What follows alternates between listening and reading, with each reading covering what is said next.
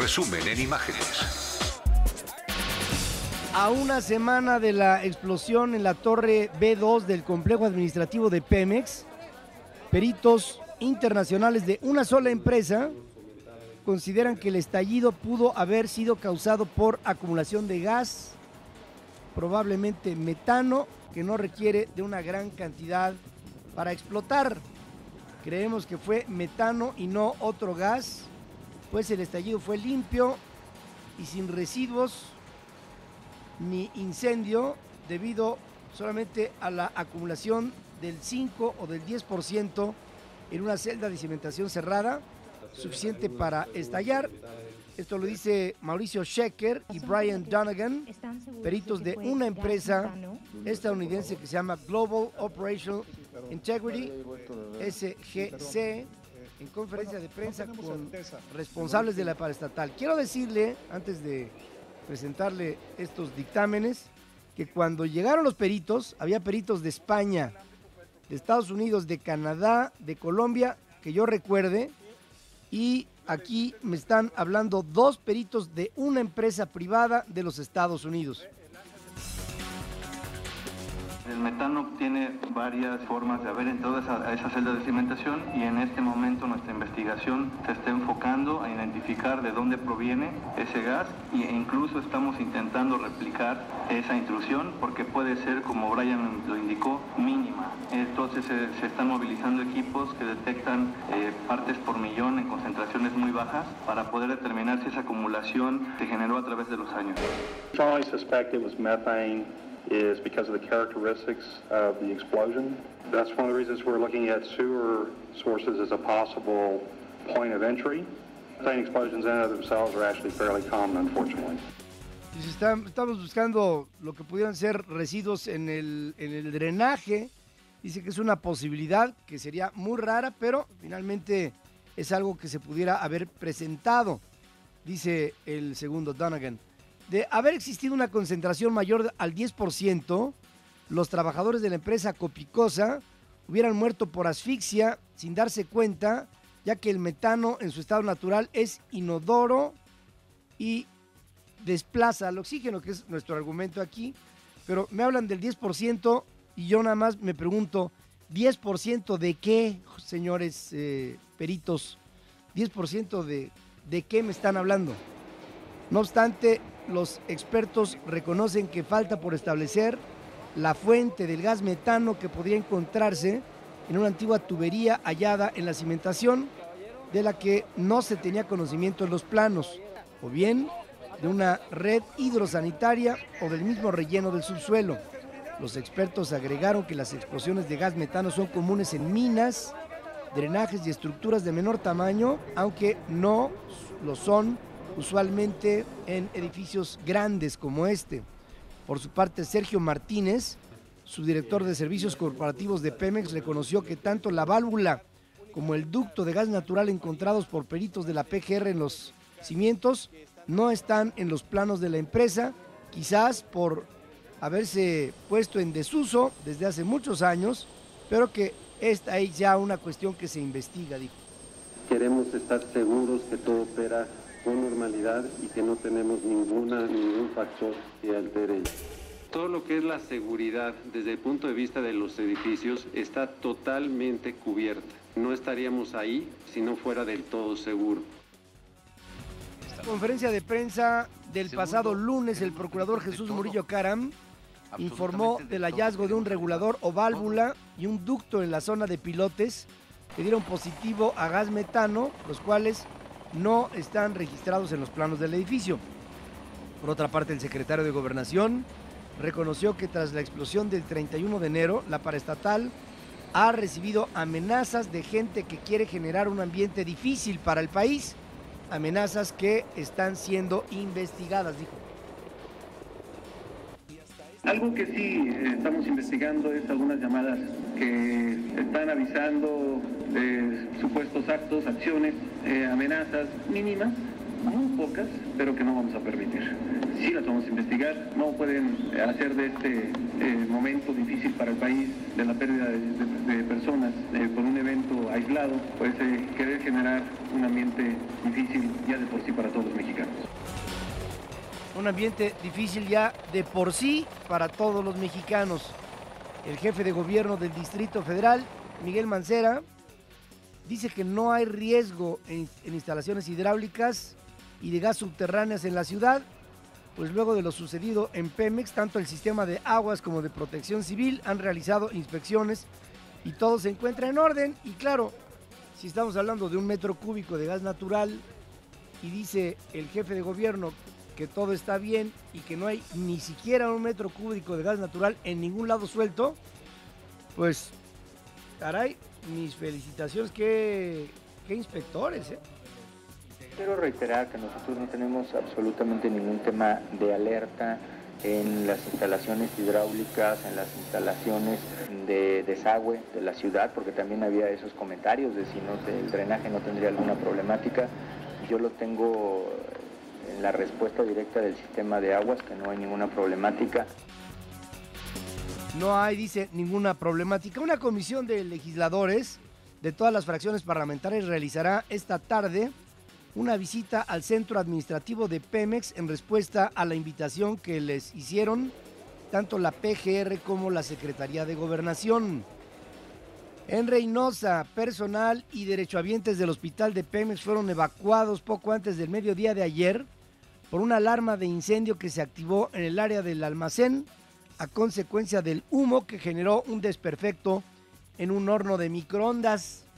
Y con esto, el miedo no anda en burro. En otros temas, el presidente Enrique Peña Nieto instruye a la PGR a coadyuvar con el gobierno de Guerrero en la investigación de las turistas españolas que fueron ultrajadas en Acapulco, pues, dice, los actos de violencia contra mujeres son inadmisibles. Ya hubo un pronunciamiento del presidente. Instruí al secretario de Gobernación y al Procurador General de la República que, no obstante que estos hechos están en el ámbito de investigación y de responsabilidad de las autoridades estatales, prestáramos todo el apoyo institucional, coadyuvancia a las investigaciones que permitieran o que permitan dar con los responsables de estos hechos. En el marco de la presentación del informe anual de actividades de la Comisión Nacional de Derechos Humanos, el presidente anunció un paquete de reformas que enviará al Congreso en materia de defensa de las garantías individuales, donde aún falta mucho camino por recorrer, reconoce. Hay que reconocer que el Estado aún tiene un largo camino que recorrer para universalizar el goce efectivo de los derechos humanos. En el Gobierno de la República estamos ya dando pasos importantes en este sentido. Una de las principales medidas que hemos tomado ha sido transitar de la Estrategia Nacional de Seguridad Pública a una nueva política de Estado por la seguridad y la justicia de los mexicanos. El Ombudsman Nacional Raúl Plasencia alertó que la percepción de inseguridad y la falta de confianza en las autoridades está generando acciones de autodefensa civil por grupos que de plano deciden tomar la justicia en propia mano. Esta problemática que refleja una alta percepción de inseguridad por parte de la población y la falta de confianza en las autoridades es la relativa a las acciones de autodefensa, en donde las personas deciden tomar la justicia por propia mano. Casos como los que hoy mismo se presentan en comunidades del estado de Guerrero son una señal que debe alertar a las autoridades para cumplir con su deber de proveer seguridad pública y evitar que estas acciones se reproduzcan y se rebase a las instituciones.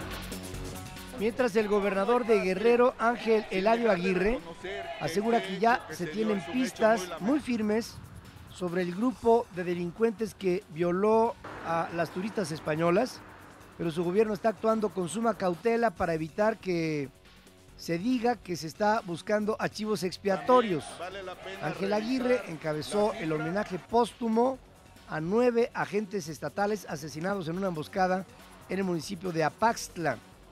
Mientras el atribulado alcalde de Acapulco, Luis Walton, se dice dolido por el estudio que dio a conocer el Consejo Ciudadano para la Seguridad y Justicia Penal, que pone al puerto de Acapulco como la segunda ciudad más violenta del mundo el año pasado, en base a la estadística que registró 143 homicidios por cada 100,000 habitantes, solo por debajo de San Pedro Sula, en Honduras.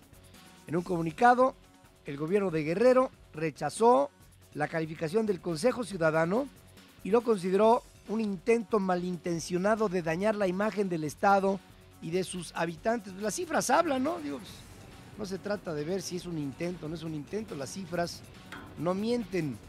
Mientras Ciudad Juárez, que ocupó en el 2010 el poco honroso título de ser la ciudad más violenta del planeta con 229 homicidios por cada 100,000 habitantes, en 2012 bajó hasta el puesto número 19 con 56 por cada 100,000, según el organismo ciudadano. En Nuevo Laredo, un violento enfrentamiento armado se produjo anoche cerca del consulado de los Estados Unidos, que emitió una alerta a sus ciudadanos. La Procuraduría del Estado y la Secretaría de Seguridad Local informaron que se trató de una balacera entre grupos criminales antagónicos, sin que se conozca de posibles bajas, y desmintió la detonación de granadas, versión que circuló en redes sociales. 3 escoltas del Procurador de Justicia del Estado de Morelos, Rodrigo Dorantes, murieron acribillados. Uno resultó herido por fuego de policías acreditables en Cuernavaca esta madrugada, sobre la calle 10 de abril de la colonia Las Granjas. Los elementos estatales se abrieron fuego porque el vehículo de los escoltas no detuvo su marcha. El enfrentamiento se da a 48 horas después de aprobado el mando único, que implica la máxima coordinación entre autoridades estatales y municipales en materia de seguridad, que incluso el día de ayer aquí en estos micrófonos hablaba yo con el gobernador. En Los Cabos, un motín se desató poco antes de las 14 horas ayer en el penal local por un centenar de internos que exigían sus alimentos, que no llegaron por incumplimiento de proveedores, según dijeron responsables del centro. La rebelión no había sido controlada hasta la madrugada, pero no se habían producido hechos violentos o riñas, según el secretario general de Gobierno del Estado, Armando Martínez. Decenas de elementos del ejército y cuerpos policíacos mantienen un cerco en el penal, mientras grupos de familiares están permaneciendo a la expectativa. Directivos de la cárcel mantienen negociaciones con los internos. En otro tema, fue liberado bajo las reservas de ley el médico Román Gómez Gaviria, luego de permanecer detenido 24 horas después de haber enfrentado y matado en una clínica de su propiedad a 2 extorsionadores, según confirma Carlos Ortega, director de Seguridad Ciudadana y Tránsito del municipio de Ecatepec, donde sucedieron los hechos.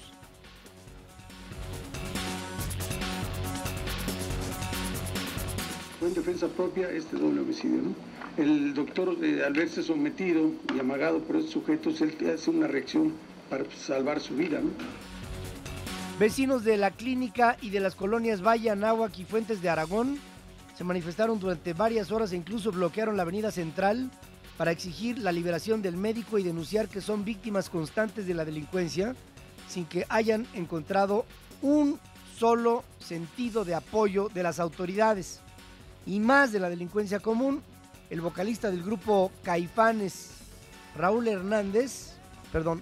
Hernández, presentó una denuncia por robo de su departamento en la colonia Nápoles de esta ciudad, por ladrones que se llevaron dinero en efectivo y varias pertenencias, incluido ahí sus 3 premios Grammy, sus discos de oro y de platino, en fin, de todo. En otros temas, luego de causar un severo caos vial en el primer cuadro de esta ciudad, con afectaciones que repercutieron en amplias zonas adyacentes, integrantes del Sindicato Mexicano de Electricistas y de la Red Nacional de Resistencia Civil contra las Tarifas Altas, una comisión de inconformes fue recibida por la Secretaría de Gobernación, que les ofreció iniciar mesas de diálogo para atender sus demandas. Los manifestantes marcharon del Monumento a la Revolución a Bucareli y posteriormente caminaron hacia la Suprema Corte de Justicia y la Cámara de Diputados. El dirigente del ESME, de lo que queda del ESME, Martín Esparza, anunció por su parte que realizarán una caravana desde esta ciudad hacia los Estados Unidos para denunciar ante la ONU la violación de sus derechos laborales con apoyo de organizaciones sindicales de mineros y de estibadores de la Unión Americana. En otra de inconformes, Los supuestos estudiantes del CCH Naucalpan decidieron en asamblea mantener las oficinas generales de la institución y emplazaron a las autoridades a iniciar un diálogo mañana sábado a las 14 horas para negociar sus demandas, entre las que están su rechazo de planes de actualización del programa de estudios, la restitución de sus compañeros expulsados, que sea una condición sine qua non, y que no sean objeto de ninguna represalia, y así lo dijeron jóvenes, por cierto, encapuchados. Nosotras estamos abiertos al diálogo público y hacemos la invitación a que vengan las autoridades correspondientes a entablar este diálogo el día sábado a las 2 de la tarde. De igual forma se les hace la invitación a todos los medios que quieran estar presentes en este diálogo. Que quieran estar presentes en este diálogo. La UNAM presentó una denuncia por el allanamiento de las oficinas centrales del Colegio de Ciencias y Humanidades y negó que haya razón para vincular estos desmanes con los planes de actualizar los programas de estudio en los que hasta el momento no hay modificación alguna. La Procuraduría Capitalina declinó su competencia en la demanda universitaria que será turnada a la PGR por tratarse de un inmueble federal. Saludo a todo México a través de esta emisión que se da desde nuestros estudios aquí en el centro de la capital de la República Mexicana, vía satélite a todo este país. Le pido que se ponga en contacto conmigo a través de el Twitter en @PedroFerriz. Ahí estoy para servirle a usted. Vamos a un corte. Aquí regresamos con toda la información. Gracias que estamos juntos poniendo a México en la misma sintonía. Regreso.